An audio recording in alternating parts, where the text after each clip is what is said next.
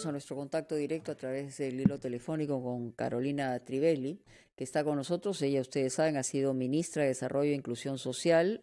También es una investigadora en el tema de estudios peruanos, también estudios económicos, y conoce bien la realidad del país. Hemos tenido varias oportunidades de conversar. Carolina, bienvenida a La Rotativa. Buenas tardes, Mónica. Muchas gracias por la invitación. Básicamente vamos a enfocarnos en los últimos anuncios que ha hecho el gobierno, que evidentemente todos entendemos que se está haciendo un gran esfuerzo para poder enfrentar los dos monstruos, ¿no? El primero, el monstruo de la falta de un sistema de sanidad y hospitalaria adecuado, que lo tenemos como un problema estructural, que me imagino que a partir de esto se ve mejor una foto porque nos desnuda en nuestras carencias, pero también se trabaja en las posibilidades de fortalecer. Y el otro es el tema económico, ¿no? Y el impacto económico que esto está teniendo y va a seguir teniendo. Se ha determinado que el gobierno disponga un bono universal o una especie de bono universal, y estamos hablando del 75% de las familias que no tienen en este momento prácticamente un trabajo, que son independientes, informales, están en la línea entre la pobreza, no solamente, o clase media emergente. O sea, esta metodología, ¿cómo la observas, Carolina? Esa es mi pregunta inicial, porque hay un problema de operatividad para llegar a la gente. A ver, yo creo que es interesante el cambio que se ha hecho dada la expansión de las medidas de restricción, ¿no? En el tiempo. Claro. Al inicio los bonos fueron para asegurarle recursos mínimos a la población que arrancaba la cuarentena con una situación de alta vulnerabilidad y de pobreza. Pero con la extensión de la cuarentena queda claro que eso es insuficiente porque, como tú bien dices, muchas familias han perdido sus medios de vida, su sustento diario, sea porque estaban en el sector informal o porque eran independientes, o porque han perdido su trabajo. Sí, también. Y entonces... ¿Aló? ¿Perdón? No, sí, también también porque han perdido su trabajo. Exacto, ¿no? Entonces, el vuelco que ha dado el anuncio del presidente ayer es decir al revés, ¿no? Es decir, a ver, ¿quiénes sabemos que no necesitan apoyo del Estado para soportar esta prolongación de la cuarentena? ¿Quiénes no lo necesitan? Aquellos que tienen un ingreso constante o mínimamente asegurado, los que son empleados públicos, los que siguen trabajando en una empresa, ¿no? Y entonces, en vez de mirar desde los que necesitan, ahora estamos sacando a los que no necesitan. Y eso es lo que ha presentado ayer el presidente, señalando que son 6.8 millones de hogares peruanos, en el Perú tenemos 9 millones de hogares, más o menos, los que necesitarían este bono. De esos 6.8 millones de hogares, 2.7 están cubiertos por este primer bono del MIDI. 800.000 hogares. No sé si ya se terminó de entregar, porque había también... Falta un poquito, y entiendo que hay algunos hogares, sobre todo en ciudades, que están sin cobertura de agencia bancaria, claro, a los que todavía no se les ha podido hacer el pago de este primer bono. Y entonces entiendo que están buscando una alternativa de llevar algún medio de pago temporal móvil para cubrirlo. Entonces, por ahí tienes 2.7 millones más los 800.000 independientes, más el 1.1 millones del bono rural anunciado, ¿no? Ahí tienes 4.6 que ya estarían recibiendo en alguna lista, digamos, del bono. A eso hay que sumarle 1.100.000 hogares que reciben hoy día algún programa social que fueron excluidos de los bonos iniciales. Que estamos hablando, por ejemplo, Pensión 65, ese tipo de programas. Y juntos, claro, juntos. Pensión 65 y juntos, que van a recibir, entiendo, un complemento a su transferencia para completar el bono. Y con eso ya tienes... Era 4,6 más 1,100. Claro, tienes 5.7, te falta en realidad 1 millón, ¿no? Claro. Te faltan 1 millón de bonos. El desafío con ese millón es que no los conoces, ¿no? Claro, no los puedes identificar. En las listas que tienes puedes tener un grupo, algunos de ellos que calificaban como no pobres, en los listados del fisco, del Padrón General de Hogares, porque pueden haber quedado ahí, pero no haber recibido bono porque están en una categoría de no pobres. Claro, pero... Ahora los puedes incluir, pero te van a quedar 500.000, 600.000 que no conoces, que no están en una lista. Y entonces el desafío, creo, hoy día es asegurar que los puedas identificar.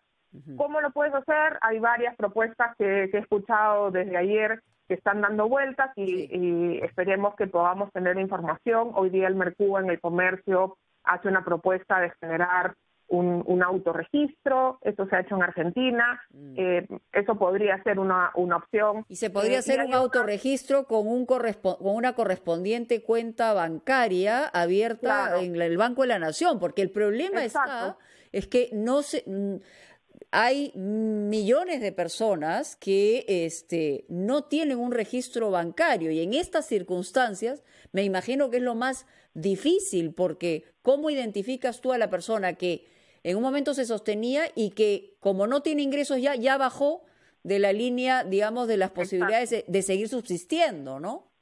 Entonces, encontrar a ese millón de hogares es el desafío que supongo los tiene ocupados hoy día, ¿no? Y eso tiene que ver con pueden haber distintas formas, algunos estarán en el Padrón General de Hogares que estaban como no pobres, que ahora podrían recibir, y habrá otros que hay que buscarlos usando otras fuentes de información, ¿no? Que hayan disponibles en el Estado o el sistema de autorregistro, o alguna forma encontraremos, ¿no? Pero el segundo desafío es este que tú mencionas, que es sumamente importante, y es que tenemos que asegurar como país que podamos ayudar a que los bonos aprobados le lleguen más rápido a la gente y sin que la gente tenga que hacer una cola de 3 cuadras donde se expone a contagiarse el virus. Entonces, ¿me permites un segundito, Carolina? Vamos a regresar contigo, por supuesto, a ampliar un poco más las declaraciones, y creo que de aquí podemos sacar varias lecciones, porque como decía yo al inicio, nos ha desnudado de una manera muy evidente toda esta situación.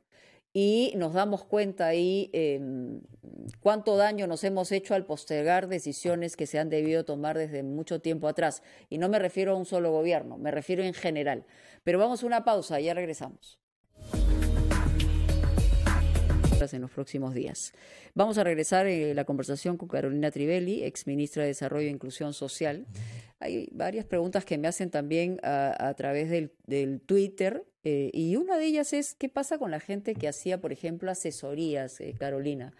Eso también incluye, digamos, dentro de los independientes. El tuit está lleno de preguntas específicas, pero entiendo que tú no eres la responsable de el manejo, pero sí tienes el conocimiento, digamos, de la entrelínea finalmente, la disposición que se da, ¿no? Bueno, creo que para muchos trabajadores independientes, los que hacen asesorías, entre ellos, ha habido, por supuesto, un golpe a sus ingresos. Pero esto depende de los niveles de ingresos, supongo, ¿no? Por ejemplo, personas que tienen ahorros o que que han pagado impuesto a la renta en el último año, digamos que reflejan que tienen una situación más o menos holgada, no debería ser considerada en un bono, ¿no? Claro. Yo creo que eso es importante de tomar en cuenta. Cuando hablamos de independientes, hablamos de estas personas que sí pueden estar dentro de la formalidad, pero no estamos hablando de independientes que tengan niveles de ingresos superiores a un universo, o básicamente el tema del ingreso no es el punto de partida. Yo creo que sí es importante el tema del ingreso, porque quien ha tenido un ingreso que le ha permitido una vida más cómoda la está pasando difícil, como todos en esta coyuntura, pero probablemente puede todavía enfrentar 2 semanas más, ¿no? Es distinto de una persona que no tenía ahorros, que vivía al día y ahora lleva 6 semanas sin poder trabajar. Por ejemplo, ¿no? Entonces, un electricista, una persona... El grafitero, el jardinero, exactamente, ¿no? O sea, creo el vigilante, que o sea, ese tipo de cosas, básicamente. Exacto. Y ahora, tú hablabas de 2 desafíos, uno lo desarrollaste, el otro comenzabas a hacerlo, pero yo lo que quería también era ver, a ver, después de vernos tal cual somos, porque yo creo que uno de los gravísimos problemas, y no es porque haya uno sido autoridad o periodista, si haya recorrido más o menos, lo cierto es que no, estamos todos en shock frente a cómo nos hemos movido en las últimas décadas, más allá de esta vorágine económica donde cada uno ha hecho lo que ha podido para salir adelante, ¿no? Con sus familias. Pero, ¿qué es lo que primero, después de pasar esta pandemia, tenemos que mirar con mayor rigurosidad y cambiar, ¿no? Yo creo que hay dos cosas que por las cuales estamos pagando una factura muy grande en esta emergencia. La primera tiene que ver con lo que dejamos pendiente en el punto anterior, y es una cosa fácil de resolver, ¿no?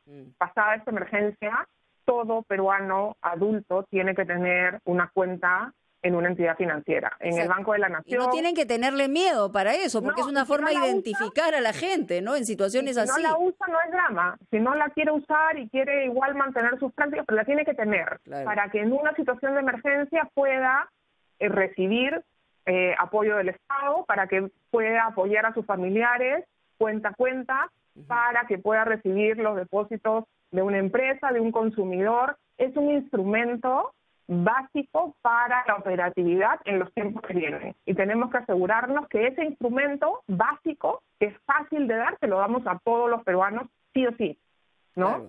Claro. Y eso creo que es una cosa sencilla, y estamos pagando una factura porque venimos hablando de la inclusión financiera desde el 2011.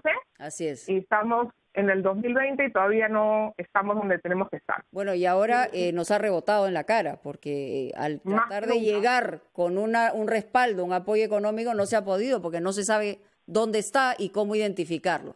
Y la segunda, sí. Y porque estamos haciendo que la gente, para obtener los recursos de ayuda, tenga que viajar, tenga que hacer cola, tenga que interactuar con otros. Justo lo que no queremos hacer, ¿no? Entonces, esta es una cosa sencilla y hay que hacerla. Y la segunda es que hoy día estamos pagando la factura de este mundo informal en el que hemos vivido como país, ¿no? Y esta oportunidad que, bueno, nos decíamos de la vista gorda, porque la gente que puede agenciar un medio de vida y volverse clase media, pero pasando por debajo del radar del Estado. Y esa factura la estamos pagando ahora porque no los conocemos, porque no los podemos ubicar a la primera, porque no sabemos las dinámicas de las familias y no los podemos ayudar en la medida en que se necesita, ni como Estado, ni como sector privado, ni como sociedad civil. Entonces, la factura de la informalidad es lo que debería ponernos en alerta para tomar acciones, las más sencillas primero, pero las más estructurales en los meses que vienen, para asegurar que no hay ningún peruano que puede pasar por debajo del radar del sector público, de su municipio, de sus vecinos. Y ahí quiero ir también, porque hay una cosa que a mí, quizá en la teoría la sabías, pero en la práctica se ha visto una cosa muy evidente, que los alcaldes, que son las autoridades más cercanas a su distrito, no tienen idea de quién vive en su distrito, no tienen la menor idea de qué manera está caracterizado ese distrito y quiénes están en dónde. Esa es la primera autoridad, y después venimos con los gobernadores y finalmente ya viene, digamos, a nivel macro el gobierno. Pero a mí lo que me ha impresionado, y yo más allá de la motivación que pueda haber, te caiga bien o mal, sino que no nos conocemos entre nosotros. Exacto, y el poco conocimiento que tenemos está muy disperso y no termina sumando. Y te voy a poner un ejemplo muy sencillo. A casi todas las casas del Perú, 90% de las unidades domésticas del Perú tienen acceso a energía eléctrica.